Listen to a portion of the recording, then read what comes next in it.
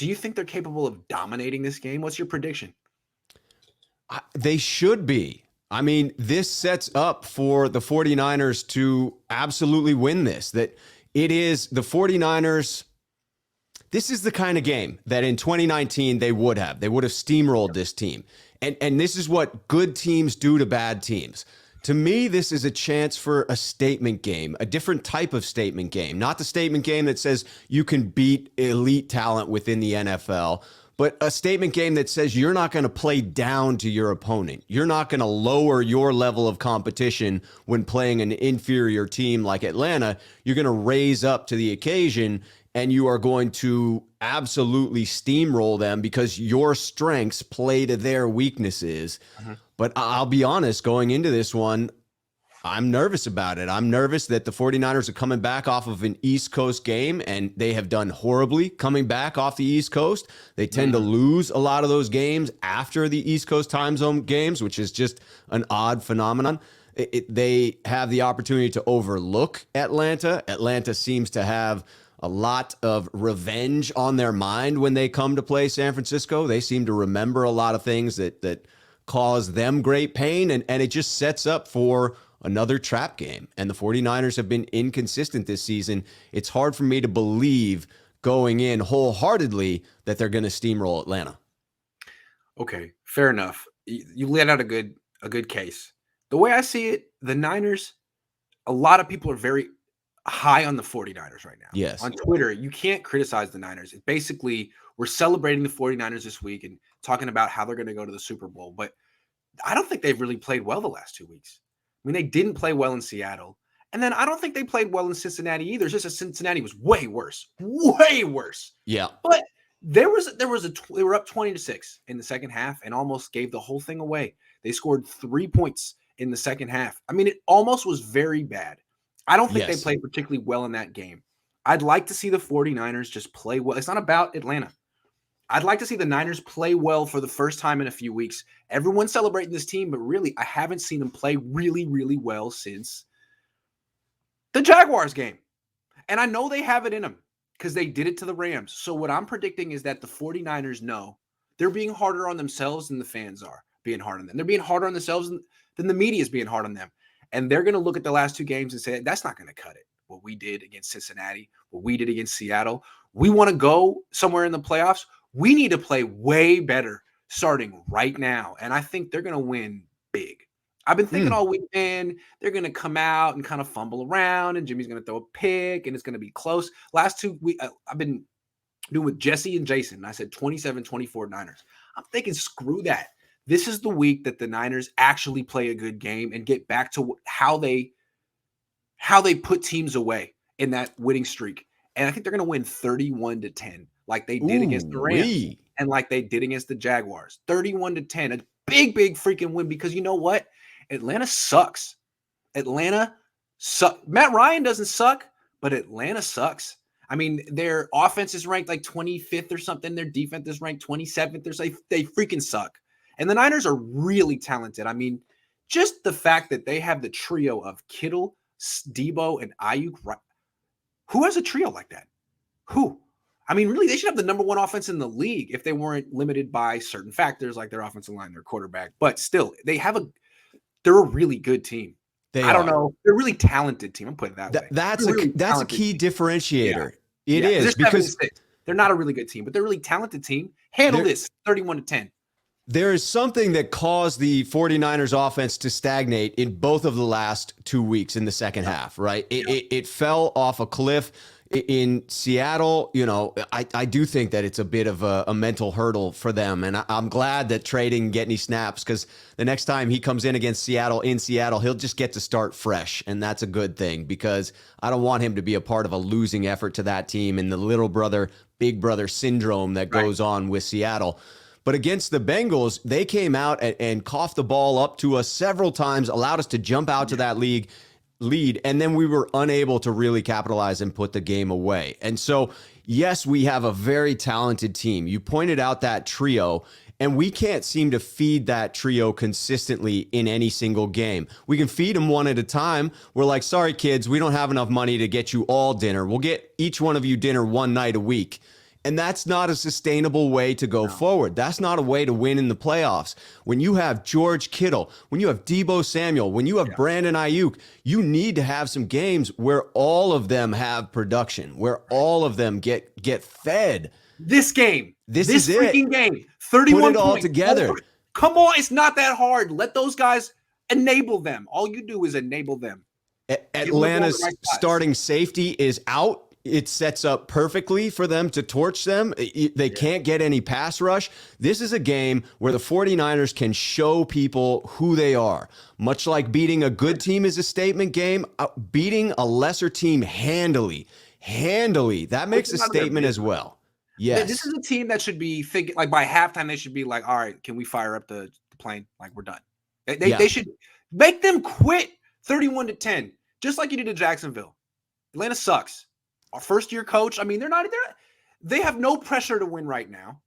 6-7, I mean, this is not a serious team. The fact that they're 6-7, they've beaten 0 teams with winning records. Don't be the first team with the winning record that loses to them, because it won't be them beating you. It'll be you beating you. Yes. And I'm frankly concerned because you beat yourself in Seattle, and you were so freaking close to beating yourself in Seattle. So close. And Cincinnati was like, no, we want to beat ourselves. Like, our game plan this week is to fumble 7 times. And Niners like, wait, hold on. We're going to throw a pick with the game on. Wait a second. And Jesse Bates is like, no, we're going to drop it. It was great. NFL football is sloppy, man. I swear. They need more practice time, but that's a different discussion for another day. They do, and that is a completely different conversation. Yeah. If you allow Atlanta into this game, they're going to start having dreams of winning out the season. Sure. They're going to start having dreams of the playoffs being a legitimate goal for them. If you allow them in at halftime, I tell you what, it's going to be a close nail biter, and the 49er faithful do not want to see that. You got to get up early on them and, like you said, extinguish their hopes. Truly get after them and make them know that they are playing against better competition. It's just that I have my doubts about the 49ers being able to start quick like that. I tend to stick with thinking this one is closer than it should be. Here's what's scary about this game. Matt Ryan's 4-2 in his career against the Niners, as Barry Baller pointed out. He's not Stafford, he's never had any success. He's a good player, but he doesn't have like this, like, I know I can beat this team. Right. He's not like that. Like this, Russell Wilson's like that. So when you go to play Seattle, it's like, well, damn. I mean, why is he expecting to lose? He's expecting to win because he always does. And Matt Ryan, I mean, you let him hang around. What happened the last time the Niners played Matt Ryan at home? They were better than now, and they lost. Yep. So and it didn't look like they were going to lose until it was over and they had lost. It was like, oh, we got this. Wait a minute. Wait, we just lost? How did that freaking happen? And I mean, Matt Ryan, my dad is not a big fan, but he's at least as good as Joe Burrow and more experienced and has one more game. So don't let them hang around. Put them out of their misery. It should be 31-10. And, you know, when I predict stuff like that, I feel like I jinx them because I don't know. I'm usually wrong, and maybe they need me to doubt them. Or I don't want to. It's not about me. Yeah, well, they like to prove you wrong, Grant. So even when you predict a big victory, they're like, no, we'll prove Grant wrong. We'll make this one close. This one's going to be tough. You're way. Atlanta's actually really good. No, they're not. They suck. Okay, let's answer some questions. Sean says, recreate the pick of the stick this game. This game could end the Falcons season and Matt Ryan into retirement end of season. We should score 40 plus. Oh, yeah, Kyle, put your boy into retirement. 40 plus. I like that. 40 plus. How about that? 40-10. The key word there is should. The 49ers should win in that decisive fashion. And if they don't, it will be a condemnation of their ability towards the end of this year. If you can't beat out the Falcons handily, what are you going to do up against a Tampa Bay, a Green Bay? That's what kills me. Like, everyone's really praising the Niners right now. And it's like, I'm watching a team that didn't play well the last 2 weeks. Let's see them take care of Atlanta first. Because if they lose to Atlanta, the conversation is a whole lot different. Yes. Right? Like, let's just see them play well. They won last week because Cincinnati played worse. Let's see the Niners play well. I know they have it in them. We've seen them do it. They do. They have it in them. Do it. Can we see that first and not pretend like Cincinnati didn't just totally cough up that game in 8 different ways? Where is Jalen Moore? Played well, mostly, in my opinion. Yeah, that's kind of weird. Tom Compton is really doing a good job of run blocking, but his pass protection is like, he's like a hologram. It's brutal. But it was glorious to watch him running out in front of Deebo Samuel on that touchdown run. I mean, that's glorious. You got to give him his praise for that. Tom Compton earned a compliment in that regard. Tom Compton's better than Mike McGlinchey. That's true. Bold statement. The Niners were 3-5 with Mike McGlinchey. And since he went down, they've lost one game. One game. Are you attributing the change in the 49ers' fates to Tom Compton? Yes. I just unveiled a new stat. It's called right tackle wins. Yeah. The right tackle win-loss It's stat. a direct correlation. It's new. All I'm saying is there's a contingent of people that think I'm too hard on Mike McGlinchey, and he somehow is like, I'm in that contingent. Somehow he's actually like creates a positive impact for the 49ers. Well, it hasn't reflected on the win-loss record. They've been just fine without him so far. So we'll see. Maybe it'll pop up. His best attributes is being the CEO in the room, Grant, and he's still around, so he's still bringing that to the table. You don't know about Tom Compton's inner CEO. Tom Compton. He was verbal Kent the whole time. We were saying, Verbal, you're not smart enough. They're taking advantage of you, Verbal. He's like, no, this is Usual Suspects we're talking here. Usual Suspects. He was saying the whole time. I'm Kaiser. If you haven't seen it, it was Verbal the whole time. It was Kevin Spacey who did it. Just spoiled one of the greatest spoilers in cinematic history. Sorry. William Bennett says my two guys together. YouTube is gonna demonetize me for that. They're like, excuse me? You can't just be giving spoilers to movies that came out in 1994. The Usual Suspects? I'm sorry. Excuse me? No. My two guys together. Remember, as always, Rob, sweep the leg. This is a trap game. The game is on Jimmy. Yeah, that's another thing. Like, usually games in mid-December and on are on the quarterback, and the Niners are coming in with I don't think they're in the same tier. I just don't. I'm sorry. No.